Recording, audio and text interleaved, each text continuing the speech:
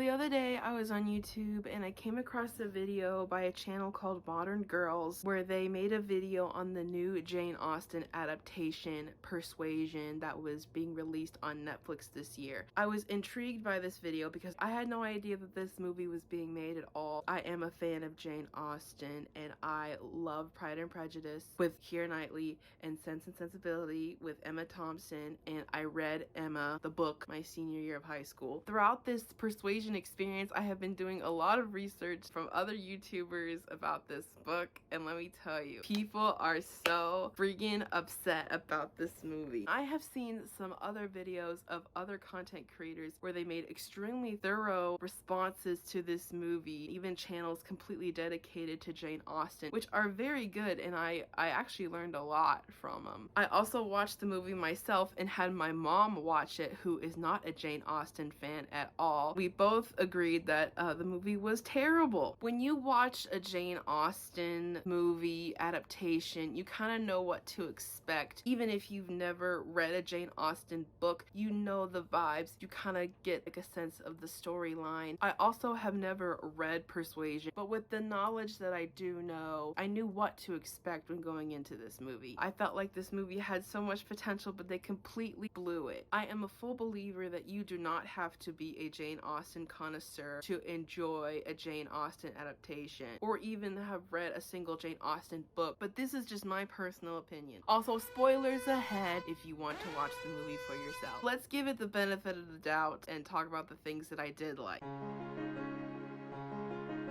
The first thing I liked was the music. The music in this is so unbelievably beautiful. That is a strength of most Jane Austen adaptations, is the music is so gorgeous. I am appreciative of a beautiful soundtrack in a Jane Austen adaptation. The one in Pride and Prejudice is beautiful. The one in Sense and Sensibility is pretty. That was great. They did a good job there. I also liked the location. England is beautiful. I don't know if they filmed in England. I'll add it in post to see where they filmed it. It was pretty nonetheless, and that was good. I also liked the casting of everyone outside of Dakota Johnson. The sisters did a good job. I thought Louisa was good, and her sister and husband of the other sister, I thought that they all did good. I also loved the diversity. I don't know if Bridgerton created diversity in these period pieces, but we can thank their popularity for them. To me, it makes it more interesting and enjoyable. I think if you don't like the diversity in these, I think you're kind of cringe and racist. Other than those things, let's get in what I did not like about it. Mama, this is garbage. Obviously, the first thing that everybody is upset about is the language, the dialogue, the slang. I did do some research and I found an article from The Conversation. They discuss that some slang language should not be taken so personally to Jane Austen's stands, because in one of Jane Austen's books, Northanger Abbey, one of the female characters responds to someone in kind of like a outspoken kind of way, which back then would be completely frowned upon. So with that context, I think if they had said one slang word like the smiley face or whatever, I think maybe it would have been okay. There are some slang that bothered me that like people aren't even like talking about in their videos. Like when she's going through her box of things for Wentworth, in the margins of the church note it says bored. Like that was so cringe. And like the playlist comment, he's a 10, that kind of slang, like I felt like she was gonna be like hashtag Bay Wentworth, like she was gonna pull out Snapchat and just like snap Wentworth. One of the people I watched said that this movie is such a good reflection of the times now and how things have changed in the past 200 years, and that could not have been a more accurate and like insightful thing to say about this movie. There's nothing wrong with having a playful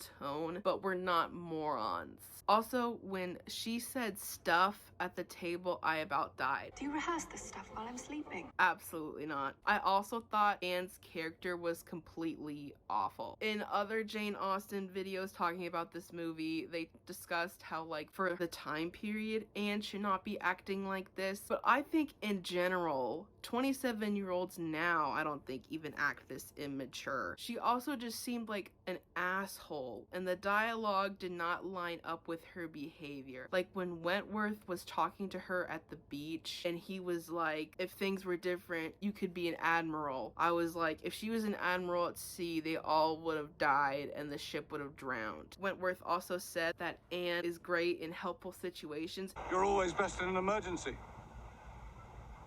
Anticipating the needs of others. Direct and focused. Calm and thoughtful.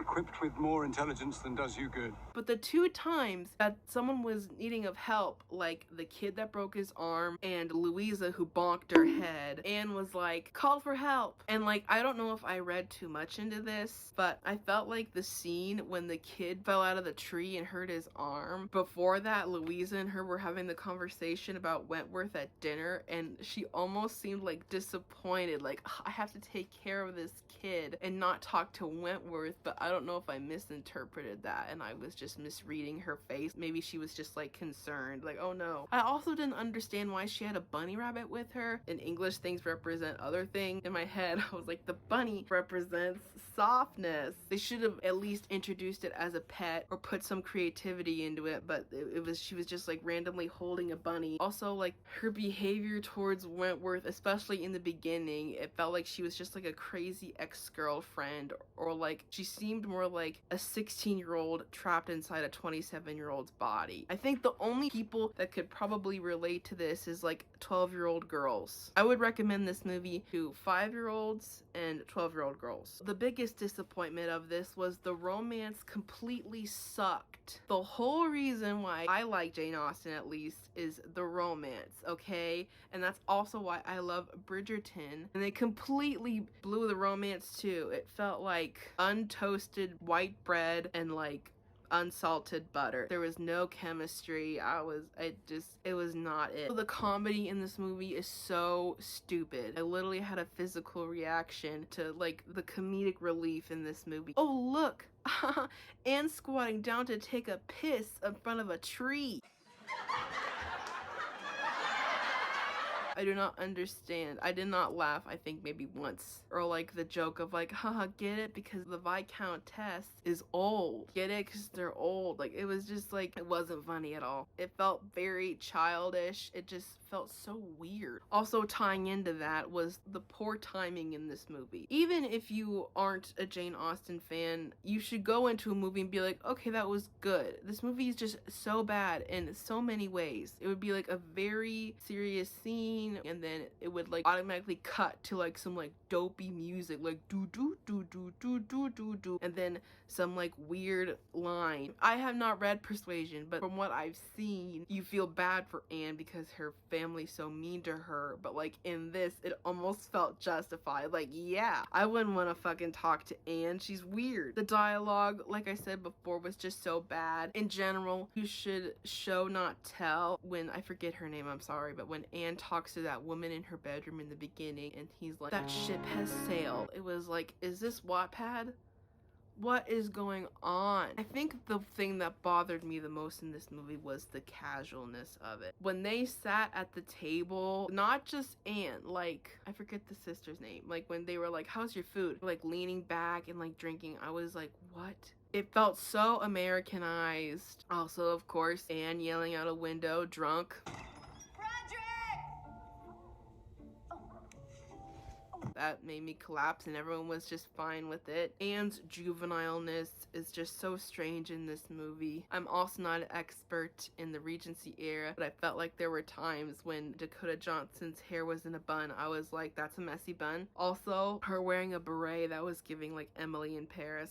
Also, they blatantly stole from Bridgerton. I forget who said it, but like just being like, choose them because you love them. Like, that was so obviously stolen from Bridgerton. Or like the giant chunky white letters when they're in a different location. Also, the storyline was so confusing. Maybe like other Jane Austen people can help. I did not get the storyline with Penelope and the guy from Crazy Rich Asians. Like, he was saying like, oh, you shouldn't marry Penelope, and I don't think Penelope said one word throughout this whole movie. But then in the end, her and Elliot are like making out, and in my head I was like, oh, they're being like he's a dickhead. But then it cut to their wedding and it was like, love is, what do they say? Love can be unconventional or whatever. And I was like, what? That was so confusing. So like, did he do that he could get with Penelope? I'm sure Jane Austen did a much better job of telling that story better than whatever the hell this movie did. I think what angered me the most about this was the lack of details. Like I've stated many times, I am not anal about historical accuracy. Bridgerton and that, like, yeah, they have colorful clothes, but the vibe is there. I feel like I'm there. Anne's hair is down a lot, and it's not even like normal looking. It's like flowy and shiny and beautiful. She looks like she just walked out of a Tresemme commercial. When Louisa bonks her head, gets a concussion, and is laying in the bed, her hair is still in a tight ass bun. They didn't even let her hair down. So how come Anne gets to have flowing gorgeous hair, whereas Louisa is like in a coma and her hair is still in a bun? Before the scene, just ask her to take her hair down. Also, I forget the guy's name. I think his name is Elliot. But when he goes into like the macaroon place to talk to Anne, his accent completely leaves his body. He walks in and goes full American. Just go like Scouse.